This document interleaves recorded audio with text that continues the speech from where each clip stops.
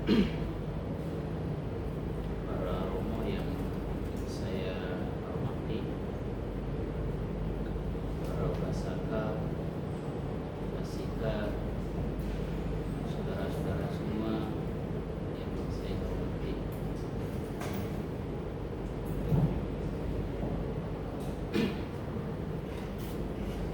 Namo Sang Hyang Adi Budaya, Namo Buddhaya. Namo Buddhaya.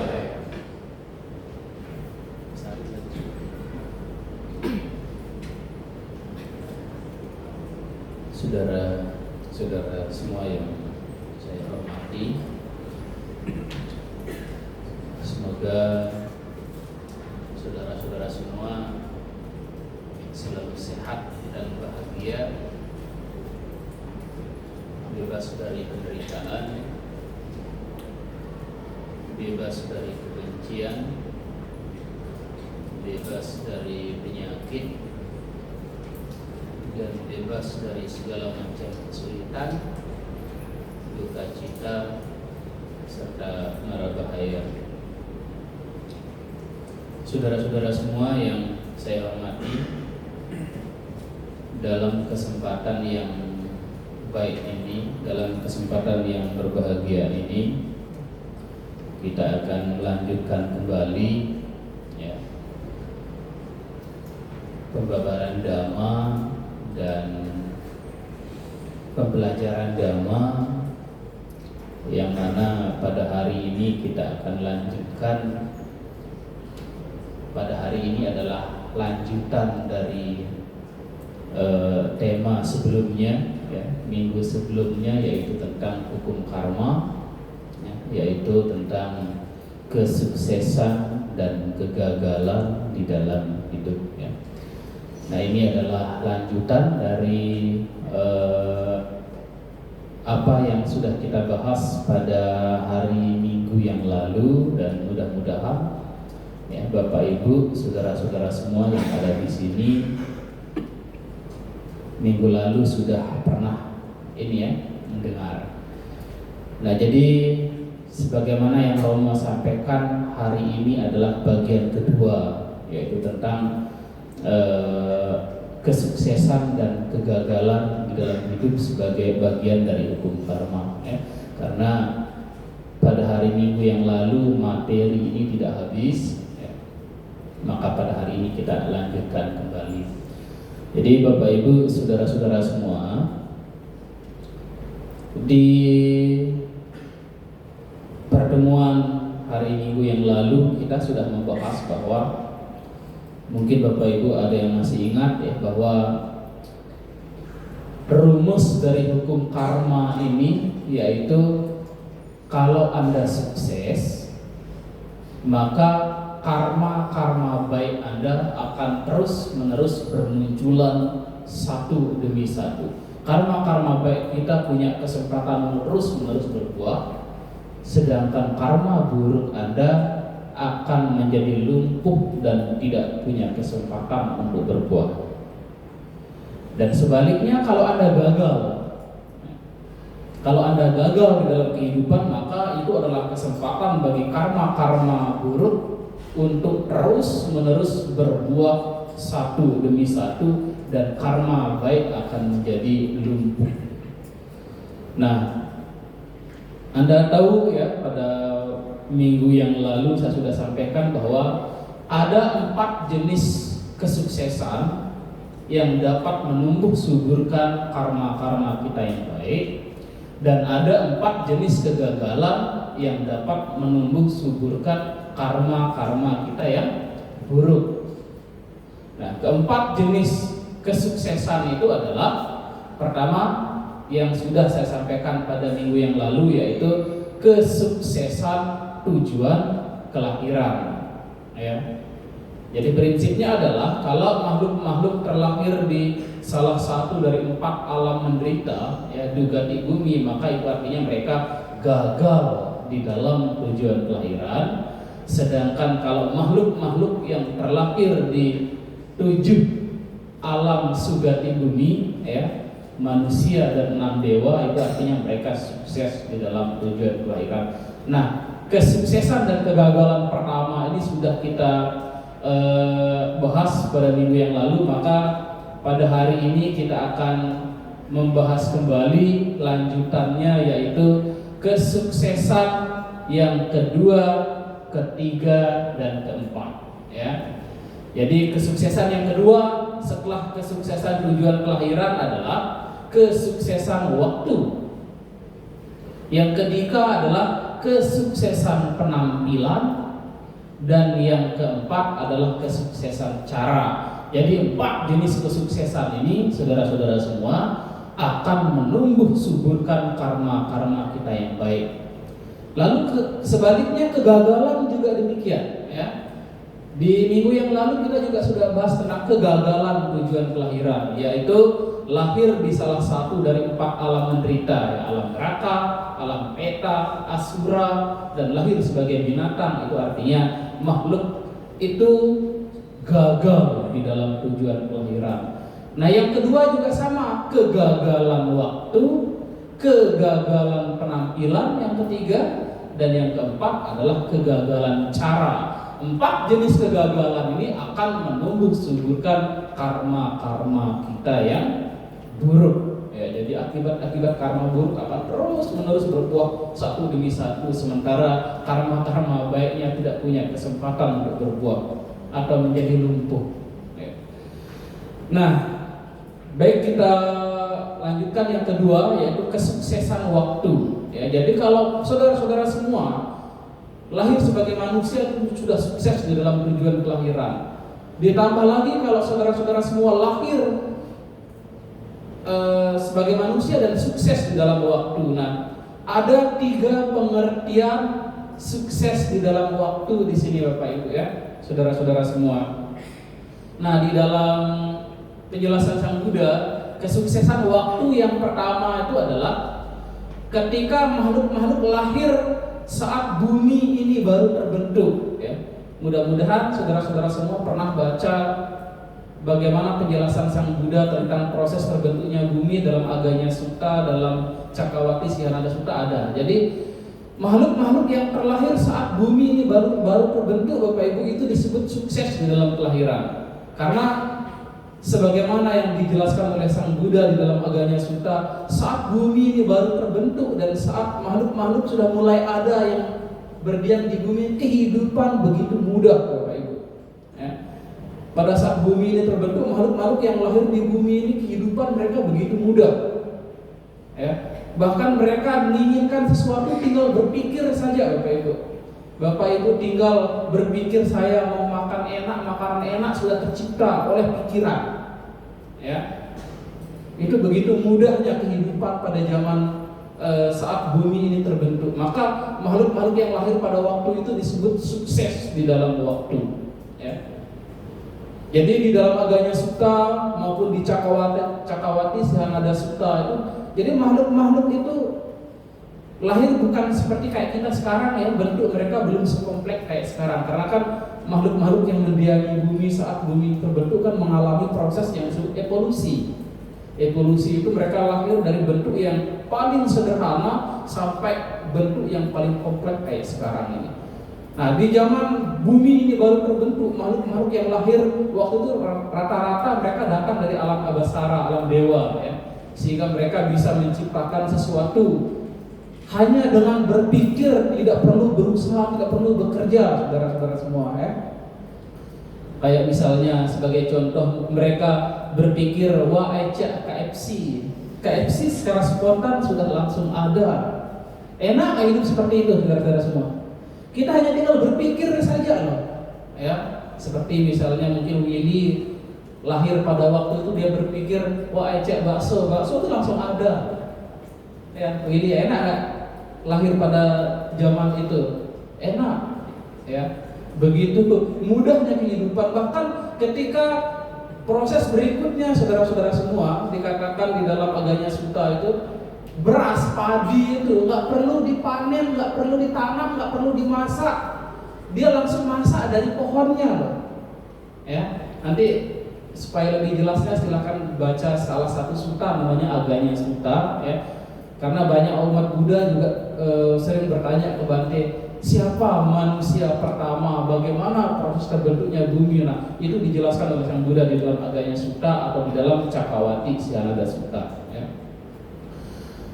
Jadi kehidupan makhluk-makhluk saat bumi ini baru terbentuk itu begitu mudah. Maka lahir pada periode itu disebut sukses di dalam tujuan kelahiran. Sukses di dalam waktu. Ya. Nah, lalu sukses di dalam waktu yang kedua itu artinya adalah ketika Anda lahir dan hidup di zaman Sang Buddha masih ada.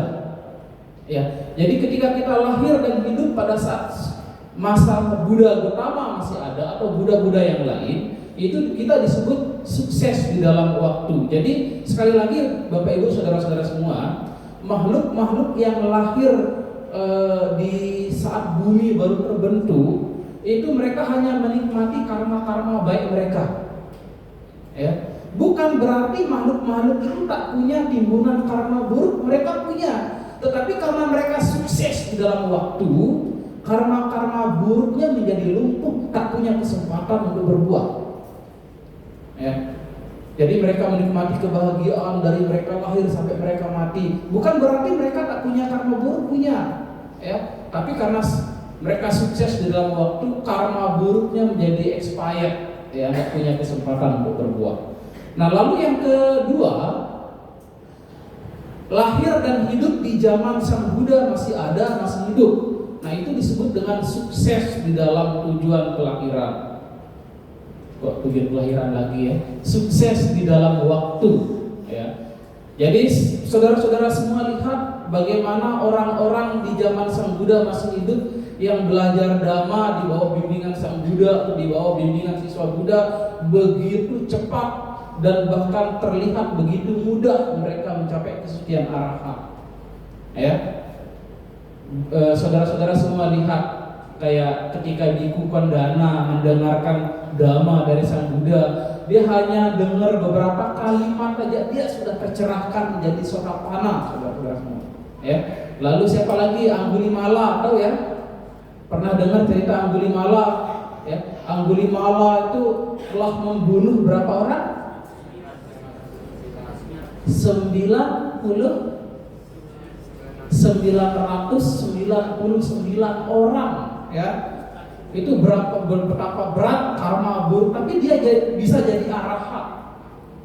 Ya, karena dia sukses di dalam waktu. Dia lahir di zaman Sang Buddha masih hidup dan belajar di bawah bimbingan Sang Buddha. Ya. Kemudian siapa lagi? Orang yang ingatannya sangat rendah, Culapantaka, ya. Dia sangat, ingatannya ini parah sekali, lemah sekali, bahkan sering namanya sendiri dia lupa, tapi dia bisa mencapai arahat, ya. Jadi Anda lihat begitu banyak para siswa-siswa Sang Buddha, kemudian Yasa dan para teman-teman yang 50 orang hanya dengan satu kali mendengar Dhamma dari Sang Buddha mereka mencapai arahat dan menyebar menjadi 60 arahat pertama. Jadi hidup di zaman Sang Buddha itu begitu mudah dalam hal merealisasi Dhamma. Oleh karena itu, orang makhluk-makhluk yang hidup di zaman Sang Buddha masih hidup itu disebut dengan sukses di dalam waktu. Jadi seperti Anggulimala, ya, tentu menurut saudara-saudara dia membunuh 999 orang itu karma buruk atau karma baik? Karma buruk pasti, ya. Tetapi karena dia lahir di zaman Sang Buddha dan mempraktekkan Dhamma langsung di bawah bimbingan Sang Buddha, itu artinya dia sukses di dalam waktu. Karena dia sukses di dalam waktu, karma buruknya itu lumpuh, tak punya kesempatan untuk berbuah, sehingga pada akhirnya dia mencapai tingkat kesucian arahat. Ya, sampai di sini saudara-saudara bisa dipahami, ya.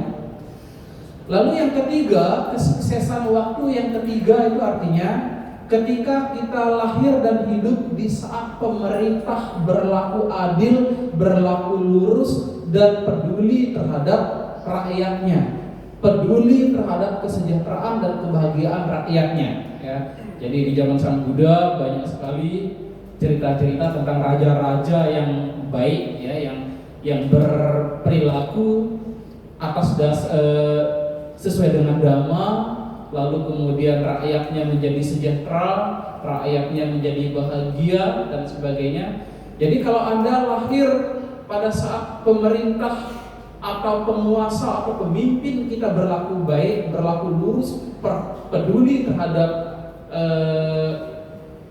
masyarakatnya, ya, maka itu artinya kita sukses di dalam waktu. Atau misalnya kalau dalam lingkup yang kecil, kalau Anda bekerja di satu perusahaan, bekerja di satu tempat, Anda punya bos yang baik, ya, Anda punya bos yang peduli terhadap kesejahteraan karyawannya, maka itu artinya dalam skala kecil Anda sukses di dalam waktu.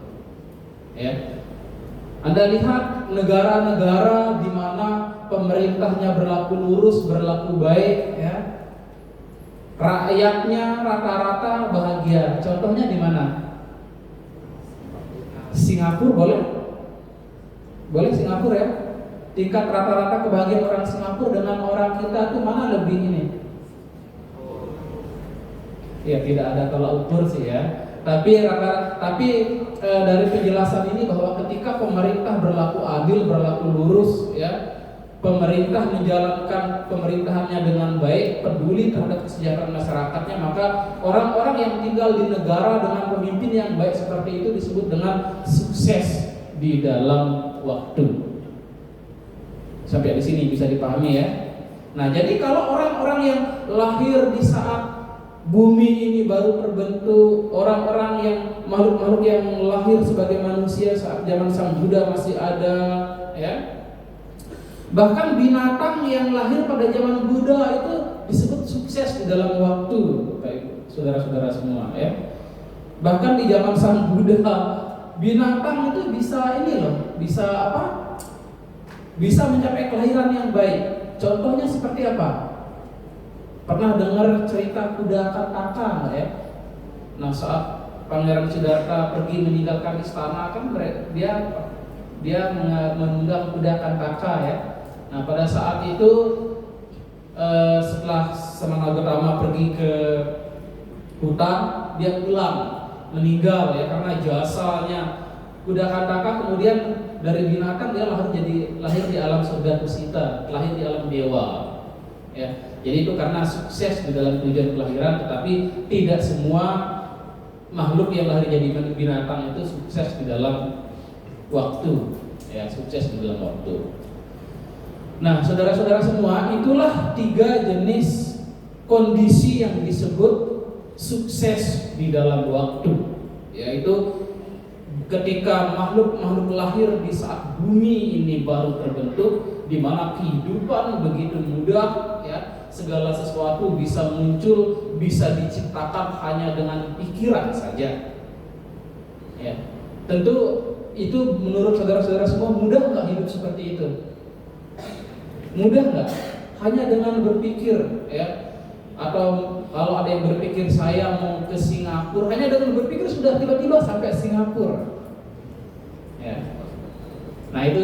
Yang kedua adalah lahir dan hidup di zaman Sang Buddha masih ada, dan yang ketiga adalah lahir dan hidup di zaman pemerintah, di saat pemerintah berlaku lurus, berlaku adil, ya. Karena di zaman Sang Buddha itu ada beberapa raja yang disebut Cakawati, ya, raja dunia. Mereka berlaku lurus sesuai dengan dhamma sehingga masyarakatnya makmur, sejahtera, dan yang paling penting masyarakatnya bahagia. Nah, kesuksesan waktu ini saudara-saudara semua akan terus-menerus menumbuh suburkan karma-karma yang baik, sementara karma buruknya menjadi lumpuh, tak punya kesempatan untuk berbuah. Jadi bukan berarti makhluk-makhluk yang sukses dalam waktu ini tak punya timbunan karma buruk, mereka punya. Tetapi karena sukses di dalam waktu, karma buruknya tidak punya kesempatan untuk berbuah. Nah itu yang disebut sukses di dalam waktu. Kalau gagal di dalam waktu, ya. Nah, ada beberapa pengertian kondisi-kondisi yang disebut dengan gagal di dalam waktu, ya. Yang pertama, ada dua hal yang utama, ya. Yang pertama, ketika Anda lahir dan hidup di sebuah negara atau di tempat di mana tempat Anda dilahirkan itu terjadi konflik, terjadi peperangan, ya. Bahkan di beberapa belahan bumi ini, saudara-saudara semua, sampai saat ini, ya, masih banyak kejadian-kejadian, masih banyak kondisi-kondisi di mana negara terus berperang, ya. Jadi ketika seorang lahir di masa perang, ya, lahir di zaman penjajahan zaman dulu, itu disebut gagal di dalam waktu, saudara-saudara semua, ya. Saat negara terus dilanda konflik, saat terjadi perang dunia, saat terjadi perang saudara dan sebagainya. Nah, lahir pada waktu seperti itu disebut dengan gagal di dalam waktu. Makanya saudara-saudara lihat bagaimana orang-orang yang tinggal di tempat-tempat yang penuh konflik, tempat-tempat yang penuh peperangan itu dipaksa terus menderita. Bukan berarti mereka tak punya timbulan karma baik, saudara-saudara semua, tetapi mereka punya, tetapi karena gagal di dalam waktu, karma-karma baiknya menjadi lumpuh, tak punya kesempatan untuk berbuah. Yang berbuah hanya karma-karma buruknya. Maka orang-orang yang lahir pada kondisi terus-menerus dilanda perang, mereka akan dipaksa terus-menerus menderita, ya, baik itu secara pribadi maupun secara kolektif. Itu pengertian dari kegagalan waktu yang pertama. Atau mungkin saat Anda bekerja di sebuah perusahaan, di tempat kerja Anda itu bosnya tidak baik, bosnya jahat, dan juga teman-teman Anda bekerja juga banyak orang-orang yang berniat tidak baik, ya, ada yang suka cari muka, ada yang tidak punya kapabilitas, tidak bisa kerja tapi bergaji tinggi, sementara Anda yang pandai kerja bergaji rendah, berkedudukan rendah dan sebagainya.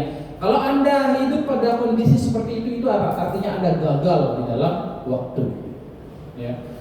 Itu yang pertama. Yang kedua, yang disebut gagal dalam waktu adalah saat Anda hidup di suatu negara di mana pemerintahnya berlaku tidak baik, berlaku tidak lurus, dan berlaku tidak adil. Saat Anda hidup di mana pemerintah tidak peduli terhadap kesejahteraan rakyatnya, saat Anda hidup di saat pemerintah tidak peduli terhadap kebahagiaan rakyatnya, maka ketika kita hidup pada masa seperti itu, ya, itu artinya kita gagal di dalam waktu. Itu yang kedua. Yang ketiga, gagal dalam waktu itu artinya ketika kita lahir sebagai manusia di saat dhamma ajaran Buddha ini sudah tidak ada lagi di dunia ini, sudah dilupakan oleh manusia. Karena periode itu ada nanti, saudara-saudara semua, ya. Periode di mana dhamma ajaran Buddha ini sudah tidak ada lagi di dunia ini, sudah dilupakan. Nah, di saat periode itu terjadi, perilaku pelanggaran sila menjadi hal yang biasa setiap harinya. Membunuh, berantem menjadi hal yang biasa setiap hari, ya. Itu juga ada di dalam Cakrawati Sihanada Sutta juga dijelaskan, ya. Jadi ada periode-periode tertentu di mana dhamma itu sudah mulai dilupakan oleh manusia. Semakin dhamma yang hilang, kemerosotan moral terjadi semakin parah, ya. Pelanggaran sila menjadi hal yang biasa, membunuh menjadi hal yang biasa, memperkosa, selingkuh menjadi hal yang biasa, berbohong menjadi hal yang biasa, ya, minum-minuman keras, narkoba menjadi hal yang biasa. Dan karena terjadinya kemerosotan yang parah pada periode ini, maka manusia hidup tidak nyaman, ya. Mereka selalu dalam ketakutan akan kejahatan-kejahatan yang terjadi, dan itu membuat usia manusia makin tinggi, kemerosotan moral terjadi, usia manusia menjadi semakin pendek. Nah, periode itu disebut dengan periode di mana makhluk-makhluk disebut gagal di dalam waktu, ya. Jadi ada bahkan di dalam Cakrawati Siamada Sutta dijelaskan bahwa saat kemerosotan moral ini terjadi sangat parah, rata-rata umur manusia tahu nggak berapa tahun? Cuma capninya 10 tahun. Jadi baru 5 tahun lau dia, atau baru sini koeng dia. Ya, kan ada di ceritanya di Aganya Sutta ya, saat kemerosotan moral terjadi pembunuhan menjadi hal yang biasa, berantem menjadi hal yang biasa. Umur manusia rata-rata saat kemerosotan moral parah itu terjadi, rata-rata umur manusia hanya 10 tahun, rata-rata hanya 10 tahun. Jadi baru 8-9 tahun itu manusia sudah sangat tua, ya. Kalau sekarang 70, 80 belum Bu Anilau lah ya. Tapi kalau saat kemerosotan, karena saat periode sekarang ini belum masuk periode kemerosotan moral. Zaman kita hidup sekarang ini disebut dengan periode eksistensi, di mana dunia ini masih eksis dan dhamma masih eksis. Nah, jadi ini artinya kita sukses dalam waktu, ya. Nah, jadi karena terjadi kemerosotan moral yang parah, umur manusia menjadi sangat pendek, ya, karena sering terjadi pembunuhan. Itulah kenapa di dalam Pancasila Buddhis itu, saudara-saudara semua, kita dianjurkan yang pertama adalah tidak membunuh. Ya, karena dari cerita dari Aganya Sutta ini, jadi ada kelompok masyarakat pada waktu itu melihat begitu banyak pembunuhan sehingga orang-orang berumur pendek, maka ada kelompok masyarakat yang berusaha, ya, untuk tidak membunuh, ya. Dan dia mengajarkan kepada keluarganya, anak istri keluarganya untuk tidak membunuh. Jadi orang kelompok yang menghindari pembunuhan ini kok umurnya lebih panjang daripada orang-orang biasa. Nah, ini terus-menerus diajarkan sehingga orang-orang ngikut. Oh, kalau saya ingin berumur panjang, saya tidak boleh membunuh. Jadi mereka bertekad untuk tidak membunuh. Itulah kenapa dalam Pancasila Buddhis sila pertama adalah tidak membunuh, ya. Nah, jadi saat kemerosotan moral itu terjadi di saat periode di mana dhamma ajaran Buddha ini sudah dilupakan, bukan hilang ya, dilupakan, karena dhamma ini, ya, akan terus ada, hanya saja ada waktu-waktu tertentu dhamma ini akan dilupakan. Bahkan di zaman dalam pemerintah Indonesia dulu setelah runtuhnya Majapahit, hampir dhamma ini dilupakan oleh orang Indonesia. Ya, tetapi yang setelah itu bangkit kembali sampai sekarang periode dhamma kita di Indonesia ini sudah eksis kembali, ya. Nah, jadi itulah 3 kondisi, 3 waktu di mana kondisi ini disebut dengan kegagalan di dalam waktu. Jadi saat dhamma sudah mulai dilupakan, terjadi kemerosotan moral. Jadi kondisi ini membuat karma-karma buruk terus-menerus berbuah, Bapak Ibu, saudara-saudara semua, ya. Dan karma baik menjadi lumpuh. Bukan berarti makhluk-makhluk yang lahir di periode itu tidak punya timbulan karma baik, mereka punya. Hanya karena mereka gagal di dalam waktu, karma baiknya lumpuh, tak punya kesempatan untuk berbuah. Kan karma kan sifatnya begitu, saudara-saudara. Di minggu yang lalu saya jelaskan, karma yang kita lakukan itu tidak pasti berbuah, tetapi dia punya potensi untuk berbuah. Karma yang mana yang punya potensi untuk berbuah? Yaitu karma yang dirawat. Bagaimana cara merawat karma? Sukses dan gagal. Kalau Anda sukses, maka itu akan merawat karma-karma Anda yang baik. Kalau Anda gagal, itu akan merawat karma-karma Anda, karma-karma yang buruk, ya. Jadi itulah yang disebut dengan periode gagal di dalam waktu, yaitu lahir pada saat terjadi perang, ya, perang dunia, perang saudara, terjadi konflik, ya. Lalu lahir pada saat pemerintah berlaku tidak adil, berlaku tidak baik, berlaku tidak peduli, dan lahir pada saat dhamma ini dilupakan oleh manusia dan terjadi kemerosotan moral yang parah. Maka lahir di 3 kondisi ini disebut gagal di dalam waktu, ya. Sampai di sini saudara-saudara semua bisa dipahami, ya. Kalau sudah paham, kita akan lanjutkan kembali ke kesuksesan berikutnya, yaitu kesuksesan yang ketiga, ya. Kesuksesan penampilan, ya. Kesuksesan penampilan, saudara-saudara semua, ya. Penampilan itu, kesuksesan penampilan itu artinya yang pertama, Anda lahir rupawan. Tahu rupawan ya? Kalau laki-laki berarti ganteng, kalau cewek itu cantik. Itu pengertian dari kesuksesan penampilan yang pertama. Ada dua pengertian ya. Pengertian dari kesuksesan penampilan yang kedua ini yaitu ketika kita lahir jadi manusia memiliki panca indera yang lengkap. Kalau panca indera ini bahasa umum, kalau dalam dhamma itu bukan panca indera ya, salah yang karena 6 landasan indera.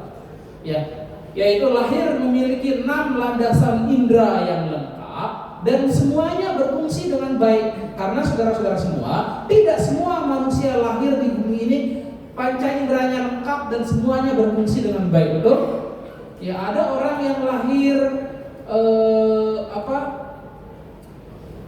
sudah tidak bisa ngomong, sudah tuli, bisu, tidak bisa melihat, tidak bisa berjalan. Itu artinya mereka lahir dari panca indera yang tidak lengkap dan tidak bisa berfungsi dengan baik. Atau begitu lahir ininya sudah miring, sudah sial. Nah, itu juga tergolong panca inderanya tidak berfungsi dengan baik. Ya. Jadi pengertian kedua dari kesuksesan penampilan ini adalah kita lahir dengan indera yang lengkap dan semuanya berfungsi dengan baik. Ya. Apa terlebih lagi kemudian kita memiliki bakat kecerdasan yang tinggi. Nah, ini namanya sukses di dalam penampilan. Jadi yang pertama yaitu memiliki wajah yang rupawan ya. Kalau laki-laki ganteng ya, kalau cewek cantik. Memiliki wajah yang rupawan itu juga sukses. Anda namanya sukses di dalam penampilan, itu akan menumbuh suburkan karma Anda yang baik, saudara-saudara semua. Contoh, kalau orang ganteng ya seperti Willy ini, kalau dia melakukan kesalahan, ya pasti banyak yang maklumi. Alah, biasalah, namanya salah, itu manusia kan pasti banyak salah, biasalah. Coba kalau orang yang melakukan kesalahan itu wajahnya jelek, wajahnya seram, yang nggak ada orang respect, malah dibilang apa? Ya, kelakuan dengan wajah nggak jauh beda. Jadi apa tanggapan orang terhadap tindakan seseorang? Kalau dia berpenampilan menarik dengan tidak menarik berbeda-beda loh, Bapak, saudara-saudara semua ya. Sementara kalau orang lahir wajahnya jelek, serem ya, kan pernah sering kita lihat ada orang yang wajahnya dia diam aja menakutkan loh. Pernah lihat nggak ya? Dia diam aja sudah menakutkan, apalagi dia bergerak, gitu loh. Ya itu artinya orang-orang yang lahir dengan kondisi seperti itu disebut dengan gagal di dalam penampilan. Ya. Contoh misalnya, coba kalau orang yang wajahnya ganteng atau cantik, sayang dengan binatang, sayang dengan kucing, ngelus-ngelus kucing, nah orang akan sanjung-sanjung dia, ya. Wah, lihat loh, dia sudah ganteng, sudah cantik, penyayang lagi, hatinya penuh cinta kasih lagi, cool lagi. Coba kalau yang sayang binatang, ngelus-ngelus binatang, wajahnya jelek, ya, apa orang bilang?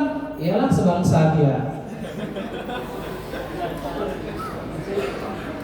Jadi memiliki penampilan yang baik, penampilan yang menarik itu juga menjadi penyebab dari kondisi di mana karma baik Anda akan terus-menerus bermunculan.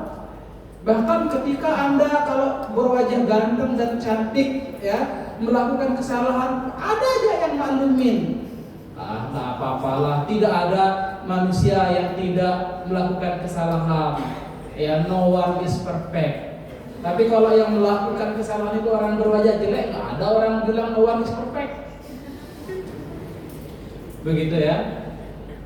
Nah, jadi saat Anda lahir dengan penampilan yang menarik, ya, bahkan saya pernah kayaknya tentang bukti atau apa ya, di zaman saya SMP dulu, saudara-saudara semua, ada orang teman saya wajahnya ganteng, tapi ininya kurang sekali. ya. Tetapi dia meskipun begitu masuk aja kelas unggulan. Ya, jadi memang memiliki wajah yang rupawan, ya. Rupawan tadi tahu ya, kalau cewek cantik, kalau cowok ya ganteng. Itu kondisi ini akan membuat karma-karma baik Anda terus-menerus berbuah satu demi satu. Sementara kalau orang yang berpenampilan tidak menarik, ya, karena kalau kita ngomong jelek kayaknya bahasanya terlalu tidak sopan, ya. Berpenampilan dan berwajah tidak menarik, ya, sudah apa? Tahu ya orang yang bilang tidak menarik, karena saya sering lihat juga, ya, orang yang berpenampilan tidak menarik diam aja sudah menakutkan, ya. Dia diam gini aja kayak mau rasa-rasanya kayak mau makan orang, gitu loh. Jadi orang-orang yang berpenampilan buruk itu artinya mereka yang gagal di dalam penampilan, itu membuat karma-karma buruk mereka terus-menerus berbuah. Bukan berarti orang yang berpenampilan buruk itu tak punya karma baik, punya, ya. Atau coba lihat, kalau orang baik, orang yang ganteng berbuat baik dengan orang yang berpenampilan buruk berbuat baik, tanggapan orang beda apa enggak? Beda. Kalau orang yang cantik ganteng berbuat baik, wah dia sudah cantik, sudah ganteng, hatinya penuh cinta kasih lagi, ya, begitu ya. Jadi penampilan ini juga, kesuksesan dalam penampilan akan menumbuh suburkan karma-karma Anda yang baik. Sebaliknya kegagalan di dalam penampilan akan menumbuh suburkan karma-karma yang buruk. Demikian juga dengan ketika kita memiliki panca indera yang lengkap dan semuanya berfungsi dengan baik, itu artinya sukses di dalam penampilan. Sementara kalau memiliki panca indera yang tidak lengkap, ya, panca indera yang tidak lengkap, tahu ya Bapak Ibu, saudara-saudara semua, ya. Ada orang lahir sudah nggak bisa mendengar, ada orang lahir sudah nggak bisa ngomong, ada orang lahir sudah nggak bisa jalan, ada orang lahir sudah sial. Nah itu artinya panca inderanya tidak lengkap. Itu artinya gagal di dalam penampilan, dan kondisi-kondisi ini akan mengakibatkan karma-karma buruk mereka terus-menerus berbuah. Dan karma baiknya menjadi lumpuh, tak punya kesempatan untuk berbuah. Ya. Sampai di sini bisa dipahami ya. Jadi bersyukurlah Anda, berbahagialah Anda, ya, lahir di mana Anda lahir sebagai manusia dengan kondisi sukses di dalam penampilan. Maka itulah kenapa Anda, karma-karma baik Anda lebih sering berbuah ketimbang karma buruk. Tapi dari kesuksesan kalau pertama ya lahir jadi manusia itu sukses dalam dunia kelahiran dan lahir jadi manusia, karma baiknya lebih sering berbuah daripada karma buruk. Begitu ya. Nah, dan kesuksesan dan kegagalan yang terakhir ini yang paling penting saudara-saudara semua ya. Yang paling penting yang terakhir ini adalah, karena yang terakhir ini akan menentukan 1, 2, dan 3 tadi, ya, yaitu kesuksesan cara. Caranya artinya perilaku kita, ya. Jadi orang yang menjalankan sila, orang yang menjalankan 10 jenis karma baik, itu artinya mereka sukses di dalam cara, sukses di dalam perilaku, ya. Jadi sukses di dalam caranya artinya mereka yang senantiasa melakukan perbuatan-perbuatan baik. Jadi orang-orang yang di dalam kehidupannya menjalani kehidupan dengan terus-menerus mempraktekkan perbuatan baik, itu artinya mereka sukses di dalam cara. Sementara orang-orang yang menjalani kehidupan dengan terus-menerus mempraktekkan karma, perbuatan-perbuatan buruk, ya, pelanggaran-pelanggaran terhadap sila, melakukan karma-karma yang buruk, itu disebut dengan gagal di dalam cara. Dan kesuksesan dalam cara akan menumbuh suburkan karma kita yang baik, dan sebaliknya kegagalan dalam cara akan menumbuh suburkan karma-karma kita yang buruk. Ya, jadi Apa yang dimaksud dengan kesuksesan cara? Yang mereka yang mempraktekkan sila. Ya, bagi Anda sila Anda adalah 5 sila, ya. Tahu ya 5 sila di dalam agama Buddha ya? Yang pertama, ketuhanan yang maha. Benar ya? Ya. Yang pertama adalah dengan tidak membunuh. Kedua, tidak mencuri, tidak berbuat asusila, tidak mengucapkan kata-kata yang tidak benar, tidak minum minuman keras yang menyebabkan lemahnya kesadaran. Nah, itu mempraktekkan 5 sila seperti itu artinya Anda sukses di dalam cara. Lebih jauh lagi, ketika Anda mempraktekkan kebajikan, ya. Kebajikan di dalam agama Buddha itu ada berapa? Ada 10, ya. Jadi ada 10 jenis kebajikan yang diajarkan oleh Sang Buddha. Yang pertama namanya dana, memberi. Yang kedua sila, praktek moralitas. Yang ketiga bawana, mengembangkan batin, ya, semoga semua makhluk berbahagia. Yang keempat apacayana, ya, memiliki rasa hormat, ya, memperlakukan orang lain dengan hormat. Yang kelima weyawaca, berbakti, memiliki bakti. Lalu yang keenam pak tanu modana, turut berbahagia atas perbuatan baik orang lain.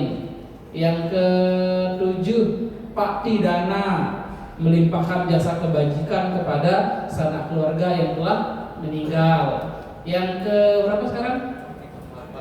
8. Kok belum sudah 8 ya?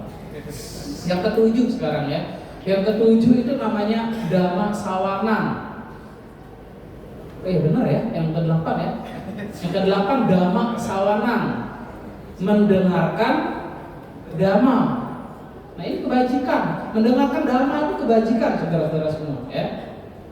Yang membuat Anda sukses di dalam cara, sukses di dalam perilaku. Lalu yang ke-9 Dhamma Desana, membabarkan Dhamma. Ya, dan yang ke-9 ditujuka kama, menuntun orang lain yang berpandangan salah ke jalan dhamma. Itu disebut dengan 10 kebajikan. Ada namanya 10 parami lagi, ya. Jadi kalau Anda dalam kehidupan sehari-hari mempraktekkan kebajikan-kebajikan ini, maka itu artinya Anda sukses di dalam cara, sukses di dalam perilaku, ya. Lalu selain 5 sila 10 kebajikan, ada namanya 10 karma baik. Ya, ketika Anda mempraktekkan 10 jenis karma baik ini, itu artinya Anda sukses di dalam cara. Apa 10 karma baik itu? Yang pertama, tidak membunuh. Yang kedua, tidak mencuri. Yang ketiga, tidak berbuat asusila. Yang keempat, tidak berbohong. Yang kelima, tidak memfitnah. Yang keenam, tidak berkata kasar. Yang ketujuh, tidak membual. Yang kedelapan, tidak membenci. Yang kesembilan, tidak serakah. Dan yang ke-10, tidak berpandangan salah. Terlalu cepat ya, nggak sempat dicatat. Nggak apa-apa, ya. Ini kan hanya penjelasan saja. Jadi ketika Anda mempraktekkan jenis-jenis kebaikan yang diajarkan oleh Buddha, itu artinya Anda sukses di dalam cara. Karena Anda sukses di dalam cara ini, kondisi ini akan mengkondisikan karma-karma baik Anda akan terus-menerus berbuah. Sebaliknya, kalau gagal di dalam cara, ya, gagal di dalam cara itu artinya ketika seseorang melakukan 10 jenis karma buruk. 10 jenis karma buruk tadi berarti kebalikan dari 10 karma baik tadi. Jadi yang pertama 10 karma buruk, yang pertama apa? Membunuh. Yang kedua mencuri. Yang ketiga berbuat asusila. Nah, ini disebut tiga yang pertama disebut karma buruk melalui tindakan badan jasmani, ya, sama seperti karma baik tadi ya, tidak membunuh, tidak mencuri, tidak berbuat asusila, itu namanya karma baik melalui tindakan badan jasmani. Sementara tidak berbohong, tidak memfitnah, tidak berkata kasar, tidak omong kosong, itu artinya karma baik melalui ucapan. Sementara tidak membenci, tidak serakah, tidak berpandangan salah itu artinya karma baik melalui pikiran. Nah sama karma buruk juga sama. Membunuh, mencuri, berbuat asusila itu namanya karma buruk melalui tindakan badan jasmani. Sementara berbohong, memfitnah, berkata kasar dan membual itu artinya karma buruk melalui ucapan. Lalu yang ke-8, 9, 10 membenci, serakah, berpandangan salah itu disebut karma buruk melalui pikiran. Jadi kalau makhluk-makhluk mempraktekkan 10 jenis karma buruk ini, itu artinya mereka gagal di dalam cara, dan kegagalan di dalam cara ini kondisi ini akan membuat karma buruk mereka tumbuh subur. Ya. Jadi itulah saudara-saudara semua 4 jenis kesuksesan yang menumbuh suburkan karma kita yang baik, yaitu kesuksesan tujuan kelahiran, kesuksesan waktu, kesuksesan penampilan, dan kesuksesan cara. Dan itulah 4 jenis kegagalan yang dapat menumbuh suburkan karma kita yang buruk, yaitu kegagalan tujuan kelahiran, kegagalan waktu, kegagalan penampilan, dan kegagalan dari perilaku atau cara. Sampai di sini bisa dipahami saudara-saudara semua ya. Bagaimana kalau saya tidak paham Bante Bocuni? Karena saya sering sampaikan ya, di dalam Dhammacakkappavattana Sutta Sang Buddha pernah jelaskan ada 4 jenis karakter orang di dunia ini dalam mendengarkan dhamma ya. Yang karakter yang pertama, ada orang yang dengar dhamma baru dengar sedikit langsung etong dia, langsung mengerti dan langsung tercerahkan. Contoh seperti siapa Biku Pandana ya. Sang Buddha baru mulai ngomong loh ya, baru mulai ngomong sedikit dia sudah tercerahkan, langsung jadi sotapanna. Dan tentu yang karakter yang jenis yang pertama ini hanya ada di zaman Buddha ya. Lalu yang kedua, ada orang yang dengar dhamma, dia harus dengar dari awal sampai akhir, sampai selesai, dia baru mengerti dan langsung tercerahkan. Ini juga ada di zaman Buddha. Lalu yang ketiga, ada orang yang dengar dhamma, dia harus dengar dari awal sampai akhir dan ulang-ulang, dia baru mengerti dan mencapai pencerahan. Itu juga ada di zaman Buddha. Ya. Dan yang keempat, ada orang yang dengar dhamma, dia harus dengar dari awal sampai akhir, diulang-ulang berkali-kali, berpuluh-puluh kali, bertahun-tahun. Betong juga. Dan menurut para biku-biku terpelajar yang ada di Thailand dan Myanmar, saudara-saudara, dari 4 jenis karakter ini, yang nomor 1, 2, dan 3 sekarang sudah nggak ada lagi.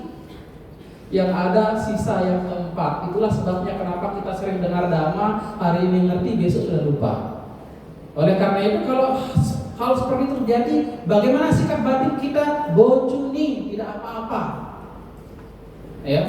Jadi jangan memaksa diri kita untuk wah saya harus mengerti sepenuhnya apa yang Bante sampaikan. Ya, tidak perlu. Ya, kita ngerti sedikit sudah bagus, karena mendengarkan dhamma itu saudara-saudara semua, terlepas dari Anda ngerti atau tidak ngerti, mendengarkan dhamma sudah menjadi berkah di dalam hidup Anda. Ya, karena di dalam Manggala Sutta itu Sang Buddha jelaskan, kalena dhamma sawana etang manggalam utama. Mendengarkan dhamma pada saat yang sesuai itulah berkah utama. Hanya dengar saja, terlepas dari nang etong si betong. Ya. Nah, tentang bagaimana pentingnya mendengarkan dhamma ini, mungkin saudara-saudara pernah dengar cerita tentang 500 kelelawar ya. Kelelawar itu kan binatang yang nggak ngerti bahasa manusia, tapi dia dengar para biku mengulang abhidhamma ya, nanti mungkin di kesempatan lain akan saya ceritakan ya.